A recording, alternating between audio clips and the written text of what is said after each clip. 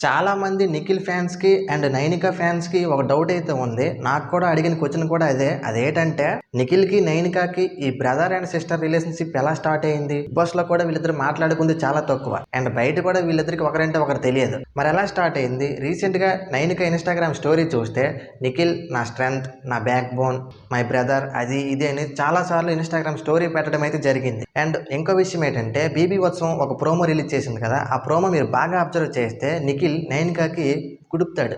మీరు ప్రోమో చూస్తే అర్థమవుద్ది. అండ్ వీళ్ళిద్దరికీ ఈ బ్రదర్ అండ్ సిస్టర్ రిలేషన్‌షిప్ ఎలా ఏర్పడిందంటే బిగ్ బాస్ హౌస్‌లో ఉన్నప్పుడు నైనికని ప్రతి ఒక్కరు చిన్నపిల్లలా చూసేవారు. అండ్ ఇంకొంతమంది అయితే తిట్టేవాళ్ళు. ఏమని చిన్నపిల్ల ఇమ్మెచ్యూర్డ్‌గా బిహేవ్ చేస్తది, ఏం తెలీదు అది ఇది అని. సో దానికి బాగా హర్ట్ అయిన నైనిక సింగిల్‌గా ఎళ్లి సోఫాలో కూర్చుండేది ఎప్పుడు. అయితే మన నిఖిల్ అందరిని చాలా బాగా మోటివేట్ చేస్తాడు. ఎలా అంటే మణికంఠన్ అప్పుడు మనం చూసాం ఎంత బాగా మోటివేట్ చేశాడో.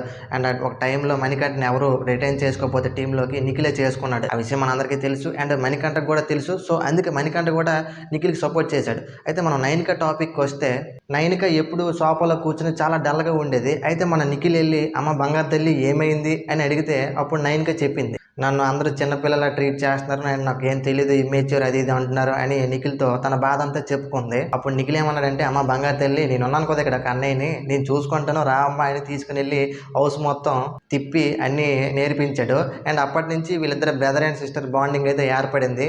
సో ఈ వీడియోతో మీకు ఈ డౌట్ అయితే క్లారిఫై అయింది అని నేను అనుకుంటున్నాను. మరి దీని మీద మీ ఒపీనియన్ ఏంటో కామెంట్ చేయండి.